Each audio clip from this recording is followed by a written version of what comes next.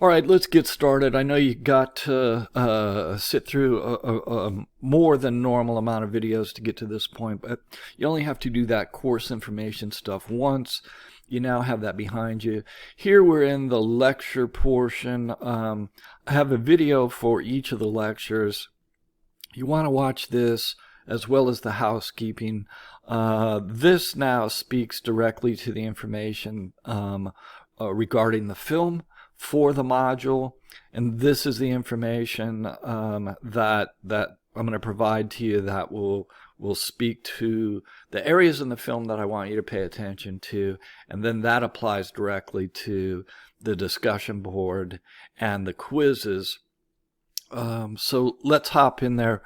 What we're going to do each week is I'm going to ask you to decode the films that I've selected, and we're going to decode them in these 5 areas.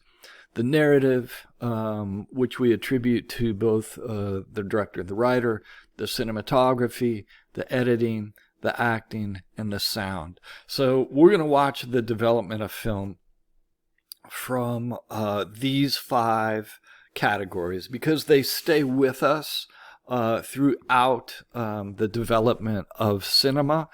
And here's an objective way for us to look at film and go, oh, I see how the cinematography has improved, how it's changed.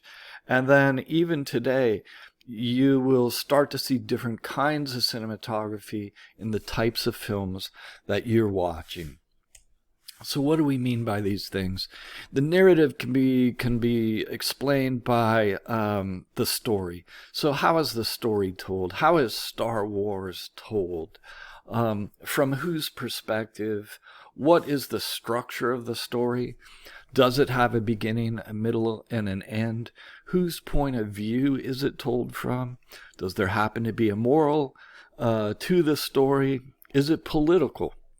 We're going to see a variety of films in there, and we'll see at least an example from all these areas within each of the films. One of the big things is the story structure traditional or is it experimental? Are we moving time around within the story? That's what you're looking for there. And we'll go into all of this in more detail. Here's just an introduction to these concepts. Cinematography, what images are contained within the frame, within the lens. So oftentimes we'll have movement for a director, that's called blocking. So I'm moving cars or I'm moving actors within the frame. And then I have another component, which is, can I move my camera? Or do I want my camera to be still so that we're only paying attention to the movement within the frame? Along with that, what colors are being used, what kind of wardrobe, what kind of what we call mise-en-scène. So everything within the frame now has a point and a purpose, and the cinematographer's job is to capture that.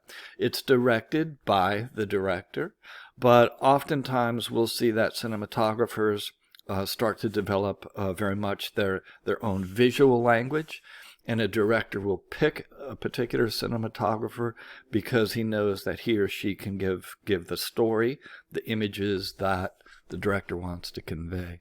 As we start this thing out, and even in the very last film that we'll watch in here, what I want you to start asking yourself is, where is this camera?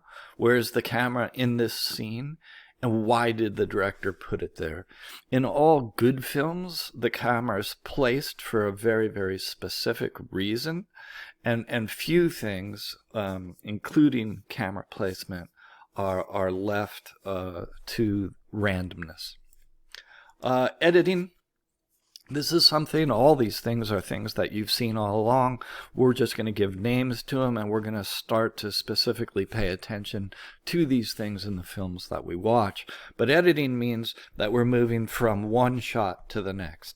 And there's a variety of ways to do it, and sometimes it's very quick. The editing and the pace is very very fast, and other times it's very pedestrian. It moves at a much slower pace. We'll see this develop in time. The films from the 40s and the films into today, there's definitely a difference in the pace of the edit, of the cut. All right. So what we're looking for today is when does the image change? When does it cut? What kind of transition is the editor using to get from one shot to the next? And here's the thing about all of this stuff as we begin to dissect it and pull it apart. And that is, generally speaking, if it's done well, it's designed to not draw attention to itself. So you can watch a really good film, and if it's a great film, you'll often get lost and not be paying attention to the cuts. It's much easier to find the cuts in a film, in a bad film, because you're not wrapped up emotionally with the story, and it's easier to find these technical things. Even to this day, it's a sign of a really good film if you get lost in it and you forget to look at these technical things. All right, but we're going to break these down, and we're going to look at them each and every module. We'll go into cuts, dissolves, wipes. How does the editor move us technically from one shot to the next? And we have a couple of examples of that in the short that we'll see. Acting, this is really straightforward in terms of the concept, but what makes a good actor a good actor? And we'll go into some of those things. So at first you're looking for things like, is the actor overacting? Are they melodramatic? Are they stage actors and what we call their presence is very big? Or do you start to buy into who this character is?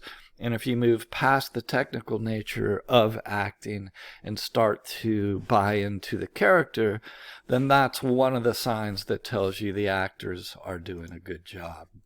Sound is a good thing for us to look at in the development of film, because when we start looking at the early films, sound is kind of the last thing that gets its respect and gets really enhanced and developed, to the point now where you go in and they have very, very sophisticated THX surround sound systems. You may have them in your house. Your headphones may replicate some of that. And it's now become an integral part of cinema and film. So how are we going to start this this week? We're gonna see a short.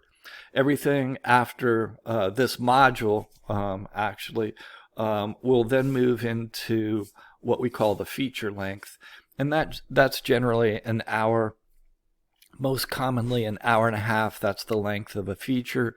A short is a whole genre of films that's obviously shorter than a feature, and these can be 3 minutes, 5 minutes, 10 minutes, 20 minutes. Usually once they start to move beyond the 20 or 30 minute range, then they fall into a different category. Today's film, I think, runs about 8 minutes. Because it's the first module here, I need to have you have some time to start this next Netflix DVD subscriptions. So I've got a link for you to go right to this film so everybody can see it, everybody can access it. It's called Wild Tales. The director is Damien Szifron from 2015. And like I said, the link is here on our pages. It is 8 minutes long, so you'll be able to process this and get everything done in time for this module. But it's a great introduction to the kinds of things I'm going to ask you to look for in the longer features. This one, even though it's short, still contains a complete story arc.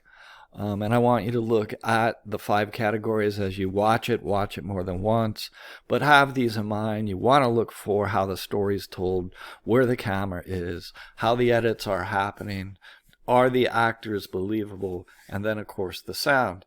And one thing I'll point out here is that it is a It's a foreign film. It's from Argentina. So the language is not English.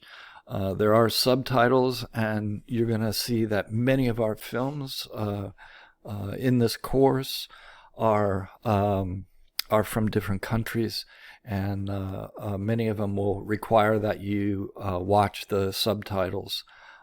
Subtitles, if you haven't done it before, is a little bit odd at first. A lot of people are turned off at the act of having to read a subtitle. Unfortunately, what that does is exclude so many important films that you just have to get used to it. You just have to get over this hump of not wanting to read subtitles. It's absolutely important and critical, and we'll take that journey together here, starting with this short. So I wanted you to move through the rest of the pages. I have good information on these next pages about context, what kinds of things that we're talking about in here. And then I want you to, after you've watched the film, I want you to post in the discussion board. We do 2 parts in the discussion board. One is to post, and you won't see anybody's until you make your initial post. That's intentional. You don't want to post a blank post and then look at what other people are doing. I'll bump you out for that. I want you to post, and then I want you to see what others have posted. Now, if you're one of the first ones, you're not going to see that. You need to come back because I want you to read what others are posting. It's a big part of how the learning takes place in this class. You want to see what your colleagues are seeing and thinking, and then you want to respond professionally to what they're saying. That we do each and every week, and that's an integral part of the course.